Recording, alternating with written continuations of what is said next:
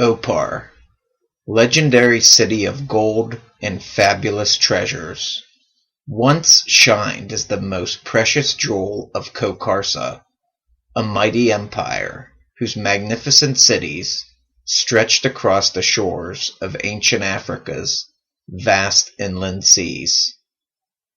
But a horrific cataclysm has shattered the other great metropolises of the land, and the bountiful seas have slowly begun to drain.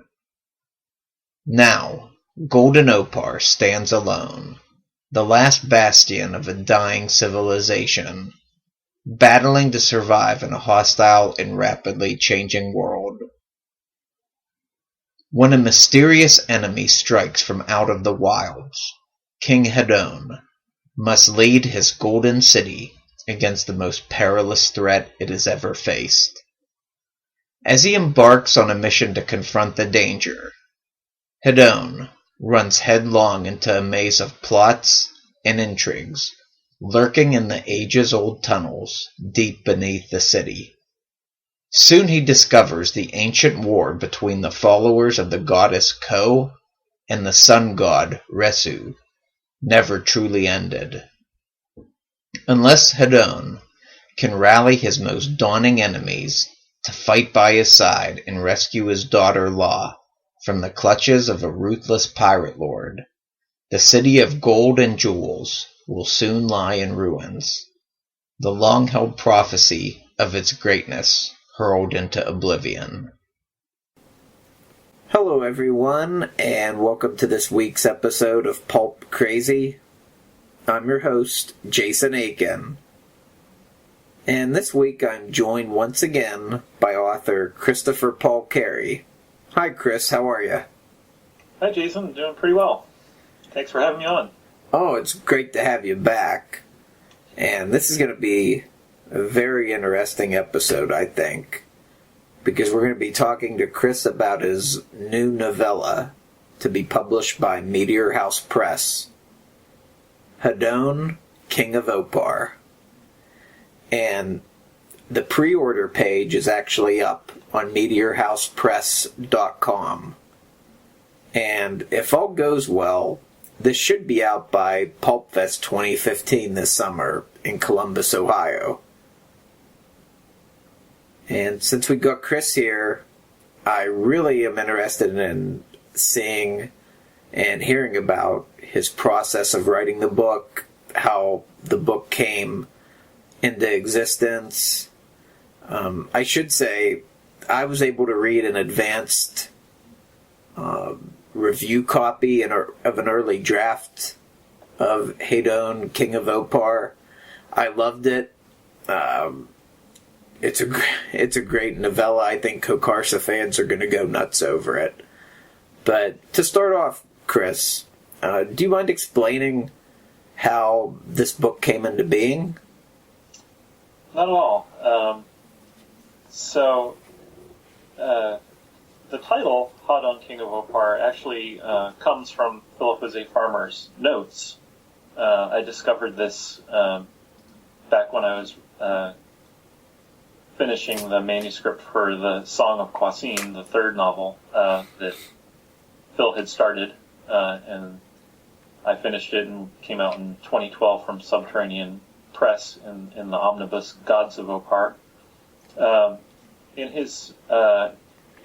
had a couple outlines to Flight to Opar that he had written, and with his notes for Flight to Opar, there were some notes on where he was trying to think through basically the end of Flight to Opar, and how he was going to work that out so that he would know what was going to come later in the series, because it was going to have an impact on everything that came later. So in doing so, he wrote some notes about relationships between people and events that were going to happen after the great cataclysm that eventually destroyed the Khokarsan civilization. This civilization that Farmer created, which is set in ancient Africa on the shores of these two great landlocked seas. So he had a list of some titles in his notes, and one of them was Hadon, King of Opar, and that would have been the fourth book in the series after the Song of Khokarsa. At that time, he was calling the Song of Khokarsa a lot of various titles, some pretty funny ones. In fact, the end of the Flight to Opar outline says that the next novel is going to be called Khokarsa Raises Hell. Spelled Razes, raises as in raising a city. And it's an appropriate title. Yes. So eventually it came to be titled The Song of Khokarsa. So Hadon, King of Opar is actually the next volume in the series, and that's what Phil had planned, and he had titled it as such. And the title intrigued me, as did his notes for what he had planned to come later. It's nothing like the outline that I had for the Song of Khokarsa, where there were a lot of, it's basically a detailed outline of the novel. This is more, these things are going to happen, certain bullet point lists of what was going to happen, in particular in the city of Opar after the civilization of Khokarsa gets wiped out by a massive earthquake. So that was really the inspiration for it. I was thinking of doing this. I wanted to do this. I didn't know. I was hesitant to do so because I didn't know if all the permissions were still in place to do so. So I set that idea aside and had started work on a new trilogy set years later based around Hadon's son, Khor. Phil had said he wanted to write more stories about Hadon's son that would be connected to the H-Rider Haggard mythos. The adventure tales of H-Rider Haggard. So I actually broke ground on that project. I wrote a draft of a chapter for it. I did an outline for a synopsis for all three of the installments of that trilogy in the Khokarsa cycle. When suddenly the permissions all fell into place to write a story set in Opar. Super exciting news. That news broke at Pulp Fest 2014. And as soon as I got back from Pulp Fest, I got to work on this book. What's it like? Because you previously wrote The Song of Khokarsa. You co-wrote it with Philip José Farmer, as well as Khokarsa and the Bear God with Philip José Farmer. Uh-huh. Then your next Khokarsa work was Exiles of Kho, which you wrote on your own. Uh-huh. What's it like being able to delve into Farmer's world? It was a little bit of a different experience in each of those cases. So with the Song of Khokarsa, Phil was still with us when I wrote the entire novel. I was able to ask him a number of questions at the outset of the project, to which he gave me his feelings about how certain things should be handled, and that's what I did in the book. After he passed, the opportunity came up to write Khokarsa and the Bear God based on Phil's an alternate outline to the Song of Khokarsa that I had found after I completed the novel. There was an extra scene in there that took place between two chapters, and so I turned that into its own adventure that kind of gives some more motivation for the character Khokarsa and why he went to fight on the side of the priestesses, the followers of the goddess, the Mother Earth goddess Kho, against the forces of Rezu the sun god. So with that, that one I did not have feedback from Phil on. I was going purely from his outline, and I utilized some text from Phil. He had a little Khokarsan myth, basically an origin myth, written in his notes that I utilized in that story. One of the priestesses basically ends up saying that story, that creation myth story. So, and then on Exiles of Kho... One sec. Can I jump in real quick? Sure. We should say this. The Song of Khoisin may not be currently in print, but you can still get your Khoisin fix, so to speak, in Khoisin and the Bear God, because that's very much in print right now, isn't it? Yeah, that's actually in print in 2 different anthologies. It's in print in The World's a Filth is a Farmer 2 of Dust and Soul, which is available from Meteor House, meteorhousepress.com. And then it's also available in an anthology that Wynne Scott Eckert and I co-edited. Wynne wanted to put that story in there since it was kind of a key Wold Newton tie-in story. And so that's in Tales of the Wold Newton Universe, published by Titan Books. And that's available on Amazon.com in both paperback and ebook. It's a great novella. I gotta say, I've told you this before, but it reminds me of a classic Robert E. Howard Conan weird tale in a way. It's funny because I had multiple people bringing up weird tales in particular when they read that story. So I don't know. I must have done something right. Oh, definitely. Yeah, it's a great novella. So any Robert E. Howard or Conan or Weird Tales fans out there, definitely check out Khoisin and the Bear God in one of those anthologies. You won't be disappointed.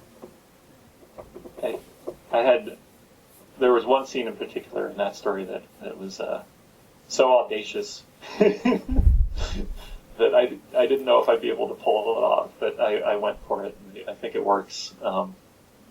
But I had probably the most fun writing that scene of any piece of writing that I've ever done. It was quite fun, but I won't spoil that. But in any case, I also wrote Exiles of Kho, and that one I wrote basically on my own, just extrapolating on everything that had gone before in the Khokarsa series, and that was a prequel story, a prelude to the other novels.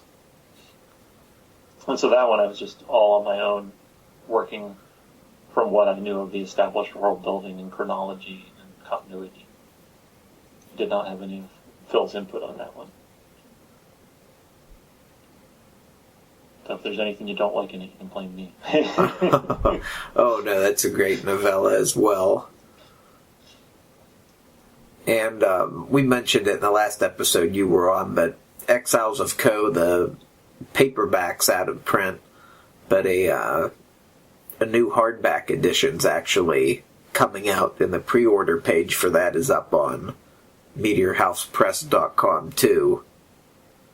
And it's got a great new cover by Mark Wheatley that really showcases Lupoeth. And I'm sorry if I'm butchering her name. That's all right. People can pronounce them however they want, the Khokarsa names, however they want.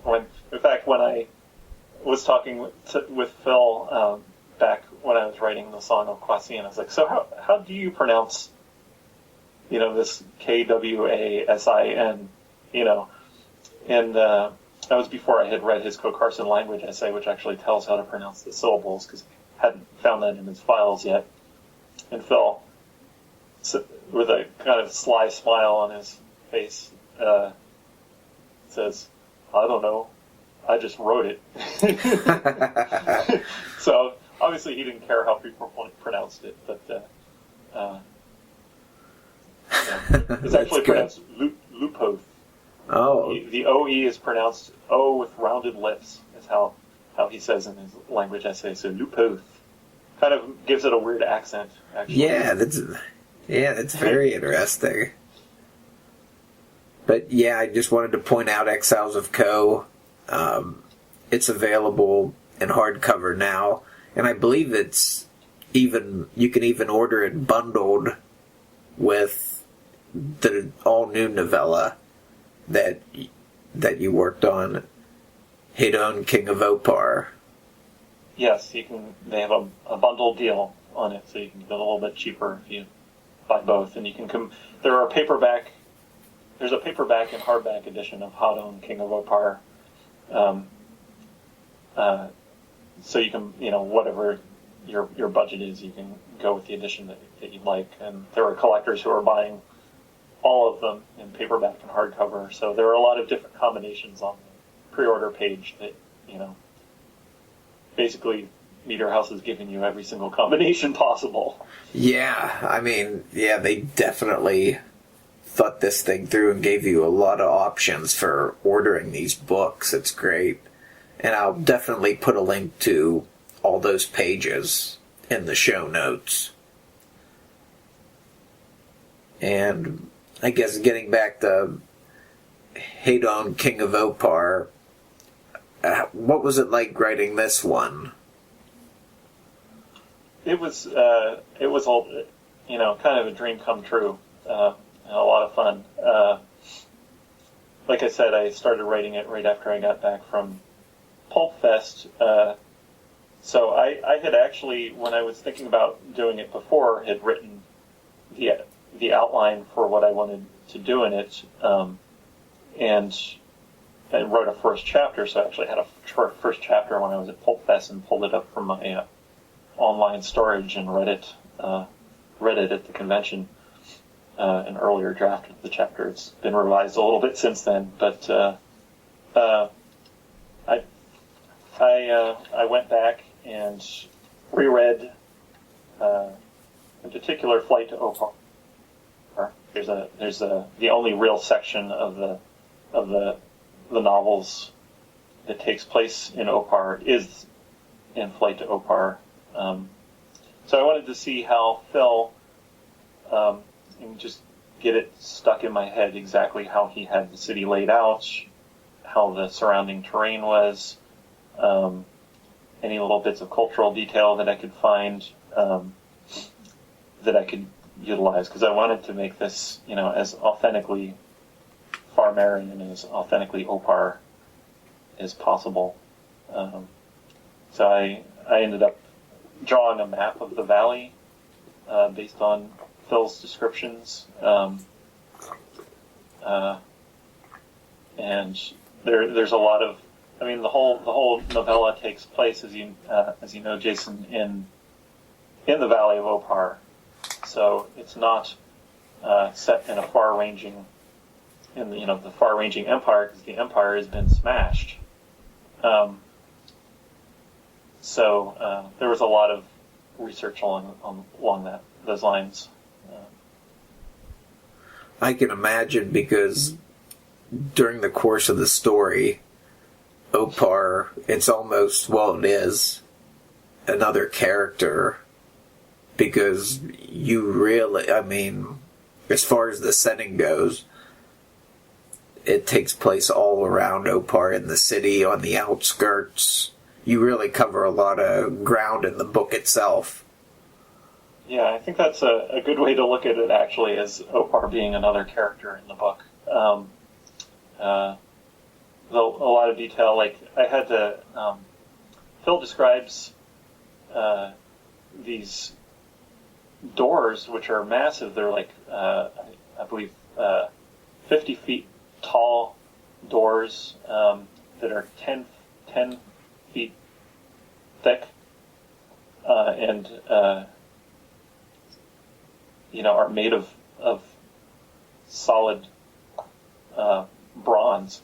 So like these doors, how would they even function? How would they even open? So like I had to do a lot of thinking through, and there's like a double set of them, and they're set within walls.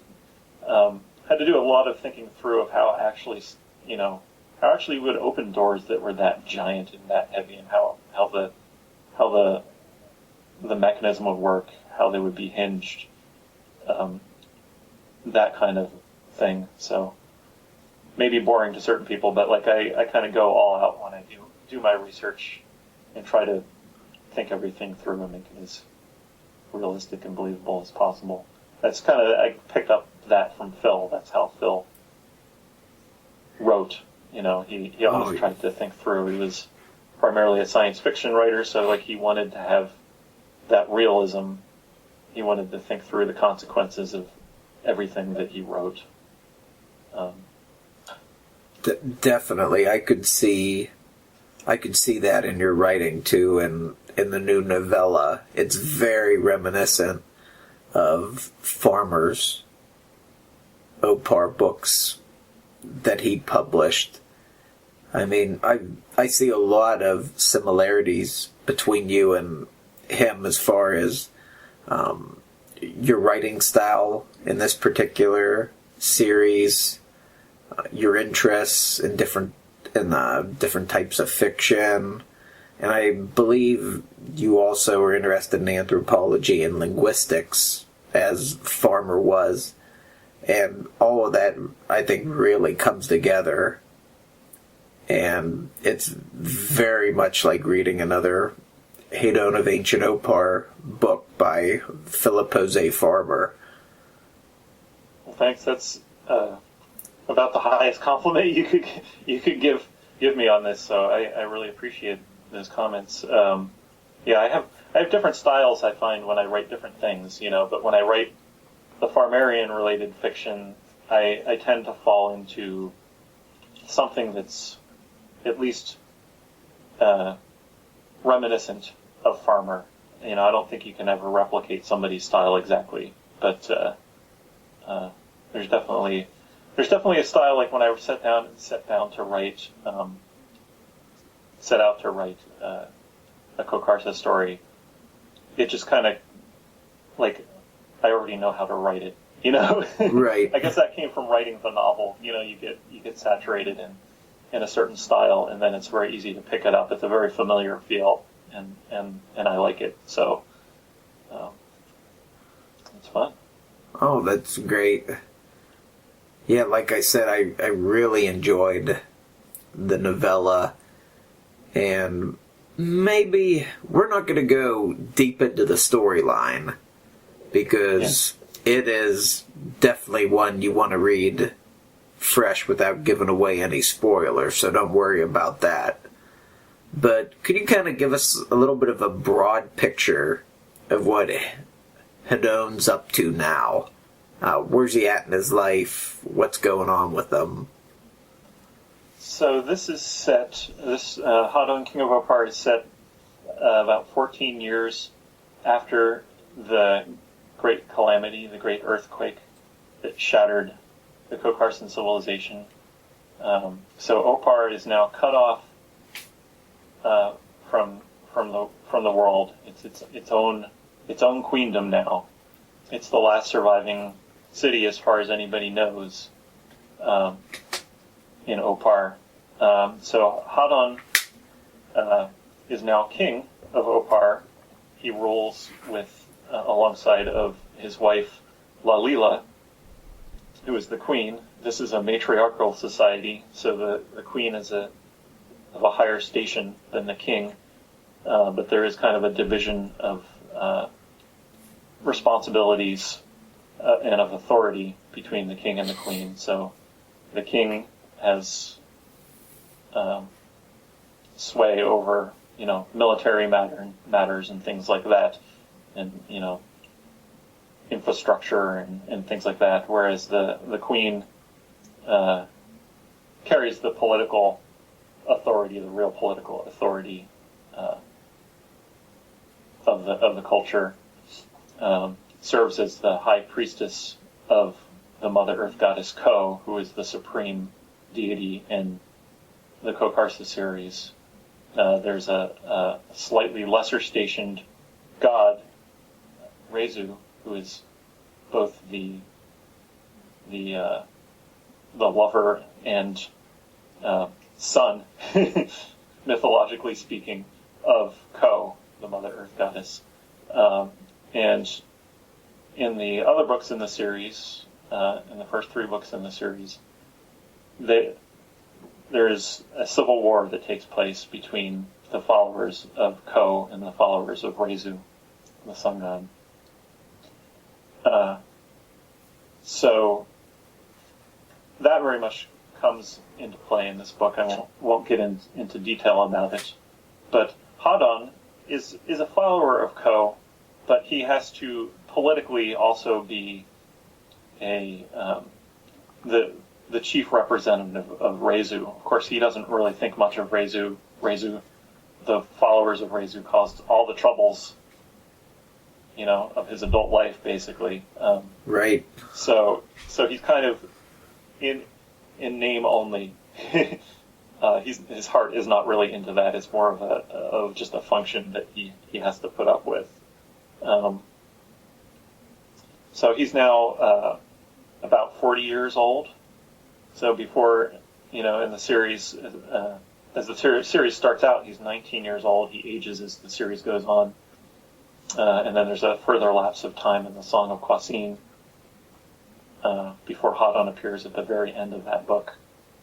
So by the time we get to 14 years after the Great Earthquake, he's 40 years old. He has a son that he had with a priestess other than Lalila, not his wife, who died in an earlier book. His son is named Kor. Mentioned him a bit earlier.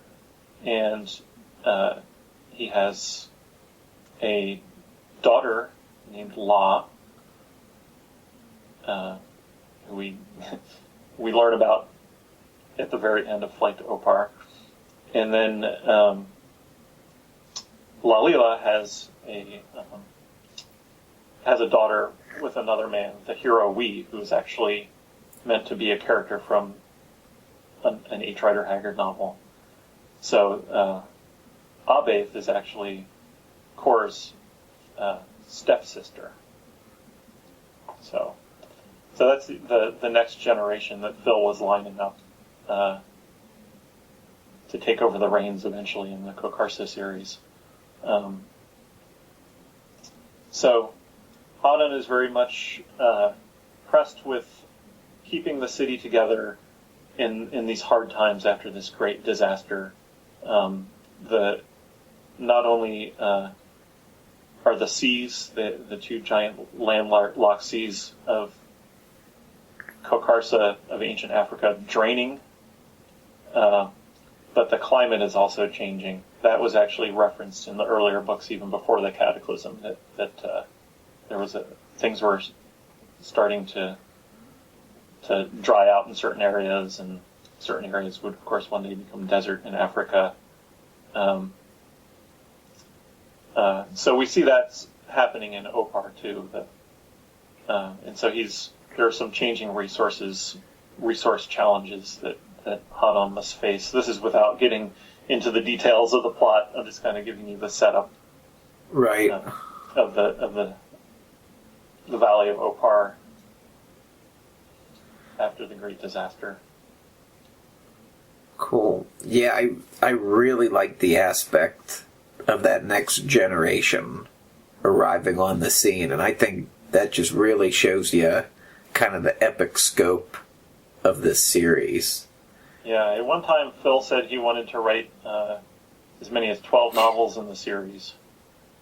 So at various times he said different numbers.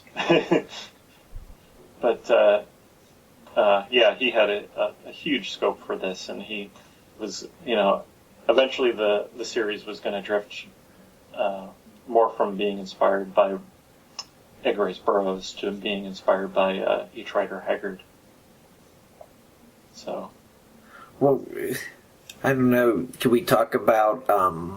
You mentioned briefly about how you were ready to write the Core series. Yes.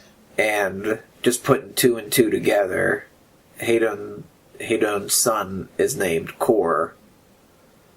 And I kind of think that he would have had something pretty substantial to do with that series. Am I wrong in that? No, you were not wrong in that. Yeah. So, like, Phil made it known that he, he wanted to use Core as a protagonist at some point in the series. So there is definitely a relation between the lost city of Core from H. Rider Haggard and Hadon's son. So hopefully we will get to see that eventually. Oh, cool. Yeah, that's just another, I mean, in the very first book, Core is actually conceived. And, yes. Yeah. And it turns out there's some pretty big plans for him, huh? Yep. He's conceived in the first book, although you don't know it till the second book. So if you wait a long period between reading the two, it kind of comes out of the blue, and you're like, who is this priestess? But yeah. So he definitely had big plans for Core, and hopefully, and Core is a character in this book, and plays a substantial role in this book. Probably has more screen time than anyone other than Hadon. Yeah, definitely. And I guess, how old would you ballpark him here? I guess, is he 15, 16, somewhere in there? Core? No, he's older than that. He's actually, just want to make sure, because I changed it by a year in various drafts, and I want to make sure where I where I ended up with him.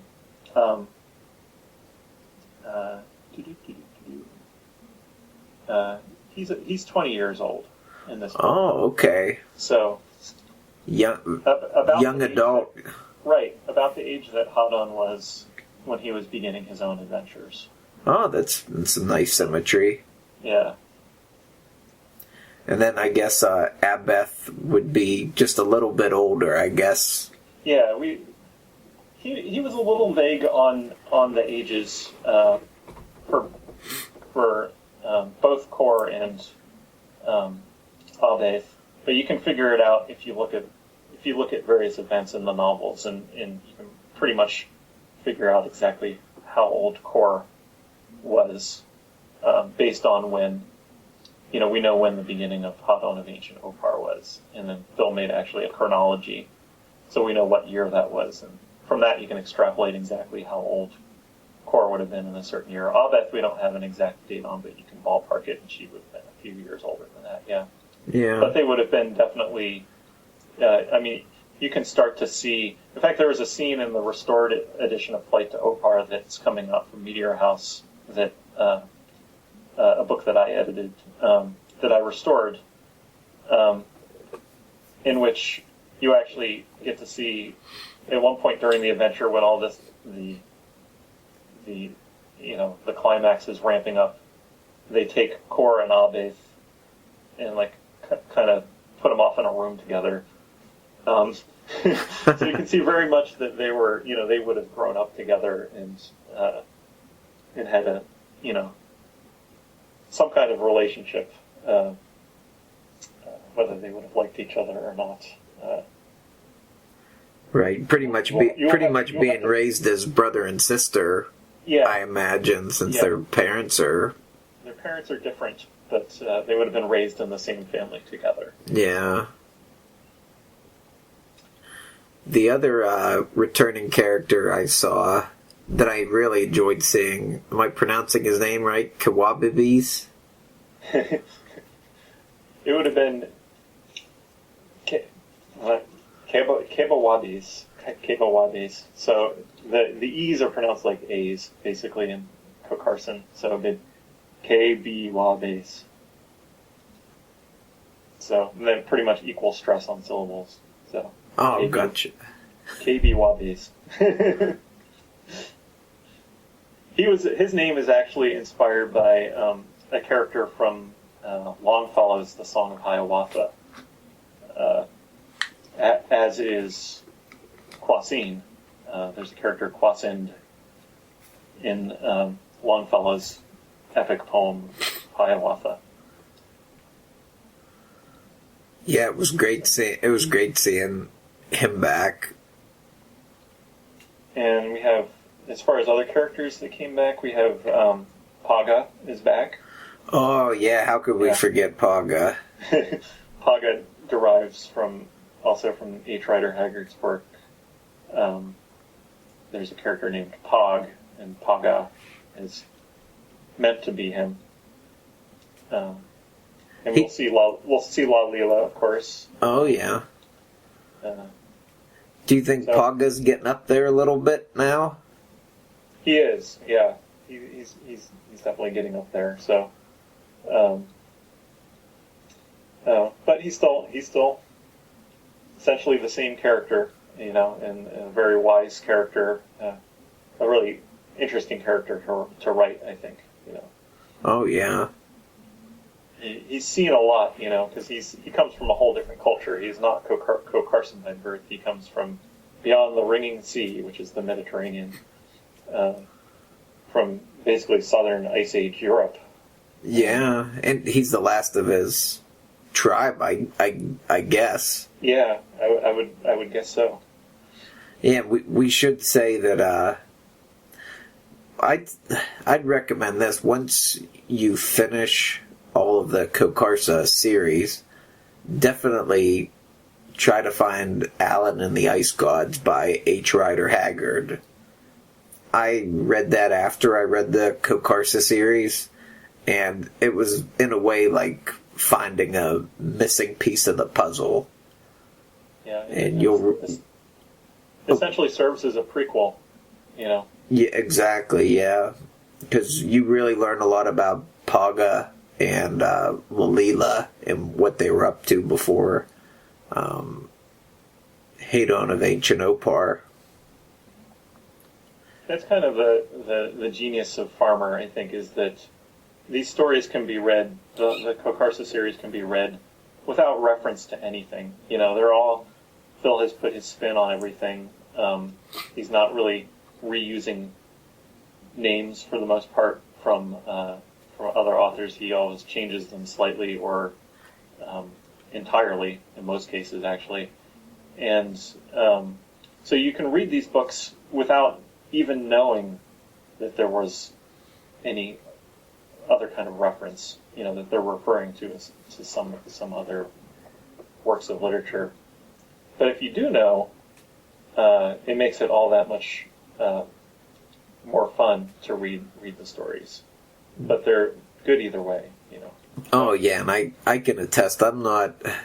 Besides the core Khokarsa books, I really haven't read too much of any of the other material, and I still get a lot out of it. I haven't got, but I'm definitely going to be reading the material that has references in it because it's so much fun uncovering them as you go along. Yeah, I think Phil was like that with a lot of his writing. He was a I don't know what the word is, a Renaissance man, but he knew so much. He was so well read, so broadly read in so many different subjects, and he had a passion about it. He had a passion about learning. There's some quote from him about I can't remember what the word is, but like ignorant person, is a person who opens a dictionary and looks up a word and then closes the dictionary, whereas Phil would have just kept reading the dictionary, and that's why, like, with all of his works, whoever's reading them, no matter how broadly read you are, some stuff is gonna slip by you, and then you might reread it a few years later and having read some other work or learned some other fact about something, and then you read it again and you're like, oh, that was a reference to something, So it's just a testament to his skill that he could do that and still have such enjoyable books. And you don't even really need to know what the references are, but they provide a lot of joy when you run across them. These familiar little references to Easter eggs, I guess they call them now. So. Yeah, yep, Easter eggs that's a good term for them.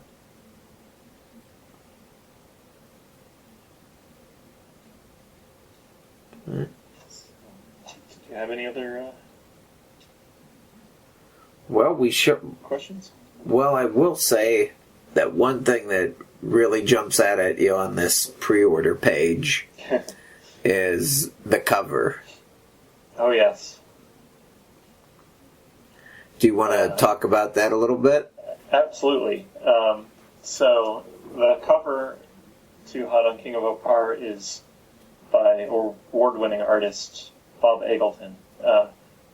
Bob also painted the gorgeous epic cover to Gods of Opar from Subterranean Press. And we were delighted to be able to work with him on this project. He has a good understanding, I think, of the source material of Burroughs and Haggard. I think he loves those as much as we all do who are working, the rest of us working on this project.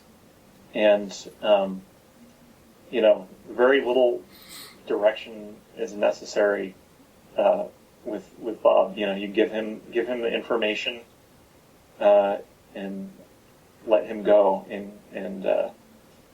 he knows what he's doing. So it's a beautiful cover. So couldn't be happier. It's like when I saw that, it's just like that is Opar. Yeah, definitely. That is ancient Opar.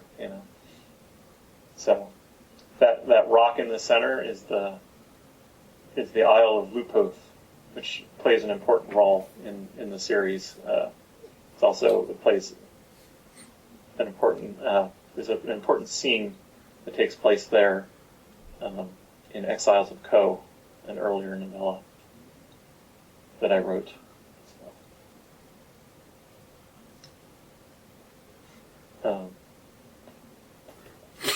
And Bob also contributed the frontispiece illustration, which I won't tell you what it is because it's one of the characters we don't want to talk about yet.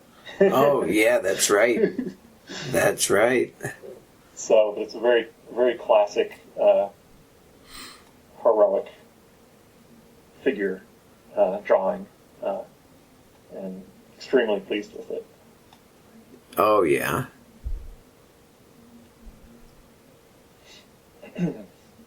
Well, we should probably talk a little bit about some Khokarsa resources that are online, just kind of give an overview of them. I'll, of course, put them in the show notes. But if you're interested in learning about Khokarsa, and when you're reading the books even, I've used this website as a resource to kind of check the glossary. Tales of Lost Khokarsa. It's on the pjfarmer.com website. And there's a lot of great world building and Khokarsa information on that site. And for a great overview of the Khokarsa series, head to Chris's website, cpcarey.com. It has a listing of all of Chris's books and stories on there. And you also have a nice section just purely on Khokarsa as well.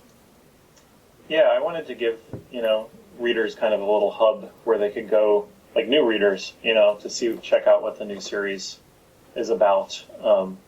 It is a series that started, was first published first volume that came out in 1974. So you have a lot of readers who read the books back then, between then and the 1980s when it was reprinted.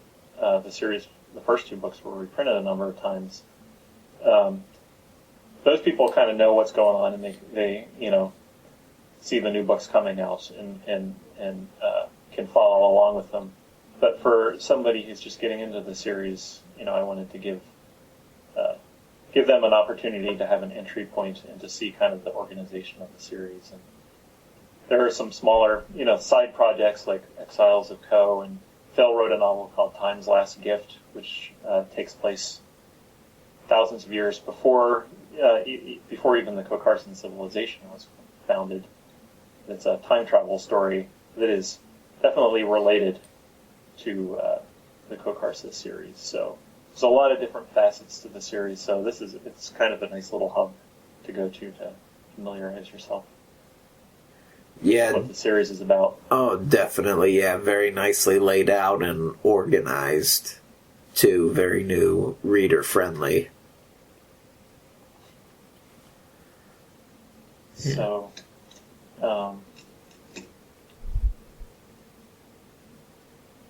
trying to think if I want to go further and mention.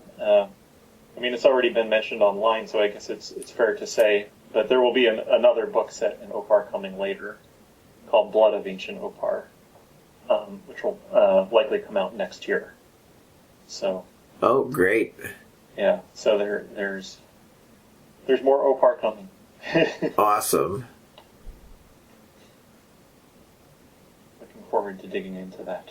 Oh yeah, that's going to be great. And I did mention that I did read in an advanced review copy. It was a early draft. I'm definitely going to put up a text review of that on Pulp Crazy. That'll probably be coming in the next few weeks. So if you're interested in the book, definitely check that out. In the meantime, like I said, this pre-order page for this, it's up right now at meteorhousepress.com. We mentioned before, there's quite a few different bundles you can purchase. If you just wanted it paperback or hardcover, you could get those. No problem. But if you're a book collector and you want them in different formats, Meteor House has bundle deals on those for you, where you could save some money. And in addition to that, you could also bundle the new hardcover of Exiles of Ko together with Hadon, King of Opar, and save some money that way too, in Meteor House's special package deals. So I'll definitely put that in the show notes for you guys to click on and follow through if you want to take a look at that. Just a heads up for people who are thinking about buying the book but kind of on the fence or whatever. You don't want to wait too long, because these are sign limited editions. So even the paperback is a sign limited edition, and the number that are printed, will be corresponding to the number of pre-orders that they get. They print a few copies more than that, but then it will sell out. It will sell out quite quickly. So you want to get it during the pre-order stage to be sure that you're going to get a copy of the book. Yeah, that's a good point with these books and Flight to Opar that we mentioned last week too. You definitely want to order these while they're still available, because you don't know how long they're going to be in print. Yeah, I had that happened with Exiles of Ko.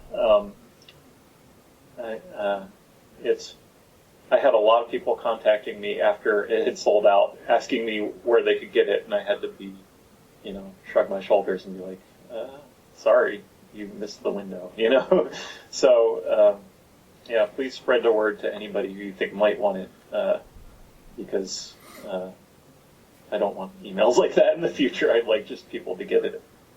Yeah, definitely. To get it in their hands and not have to be upset about not getting it. Yeah, because it seems like especially these Khokarsa related books, like Gods of Opar, that sold out pretty quick too. Yeah, it was almost on publication. Yeah, so these actually moved pretty quick, and like Chris said, you definitely want to reserve your copy and pre-order early to ensure that you get a copy. These probably even will move, my experience is they move even faster than the subterranean edition, because the number that's printed is just based on the number of people that pre-order it. So, and only a handful gets printed beyond that. So, And this is a continuation of the Khokarsa series.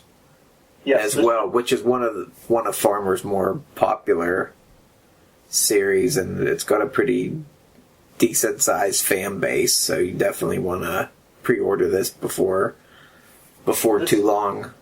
This is actually meant to be volume 4 of the Khokarsa series. So you have Hadon of Ancient Opar is the first one, then you have Flight to Opar, then the Song of Kwasin, and then Hadon, King of Opar is the 4th installment. And Blood of Ancient Opar, when that comes out, will be the 5th installment of the series. So we're going back to the main series. This isn't diverging away from the series like Exiles of Ko. Although Exiles of Ko ends up tying in a lot with some of the events and things. So Lupoth, being the heroine of Exiles of Ko, is important in Opar's history, and so has a big impact on events even in Hadon's time, hundreds of years later. Right. Well, I think we covered pretty much everything. Right. Thanks again for being on. I really appreciate it. Yeah, thanks for inviting me. It's fun. Thanks for giving me a sneak peek of the book, too. I really enjoyed reading it. Absolutely. Look forward to your review. So. Oh, yeah, I'll definitely put that up here in the next couple weeks. All right. Well, that's it for this week's episode of Pulp Crazy. This is Jason Aiken and Christopher Paul Carey. And we hope you have a good rest of the week. Take care, everybody. Adios. See ya.